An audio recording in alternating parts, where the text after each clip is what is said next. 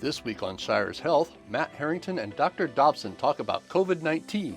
Real questions, real answers. Let's hop right in. So remind us, the best ways to prevent contracting COVID-19 or any other variant is what? Oh, vaccination and mask wearing and not being in gathering among groups of vaccinated and unvaccinated people. So I want to make sure that we kind of spell this out for our audience. Masks are still beneficial. We should wear them. Where should we wear them? Absolutely, we still should wear them, and we're going to have to keep wearing them. They are beneficial, as you said. They're beneficial when the prevalence of the virus is high, and I always come back and say that because there will be a time when we can not wear masks because the prevalence will drop.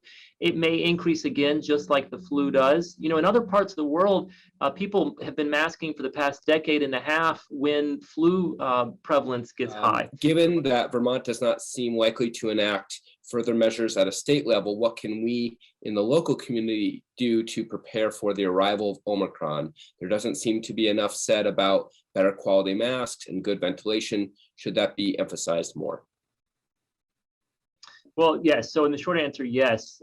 Emphasizing proper mask use, and especially, first off, mask use, in general, indoors, again, as I said, I'll stress that indoor mask use when you're in public is very important. Ventilation is also very important. I think that there was some pretty good discussion on ventilation back in the spring of 2020 that the author of this question is correct. That's kind of faded off, and I believe we can reinvigorate the use of opening windows and making sure we're having any types of work or school gatherings in large spaces. So those are things that we need to stress. As far as mask mandates go, that is more of a governmental decision. From a medical aspect, I can say everybody should be wearing masks right now simply because the prevalence of the virus is so high. And are there any cons to getting the vaccine? What could we be prepared for? What shouldn't we be surprised about? Any cons with getting the vaccine at this point? No. To view this video in its entirety, tune to our channels or our YouTube page, Cat TV Bennington.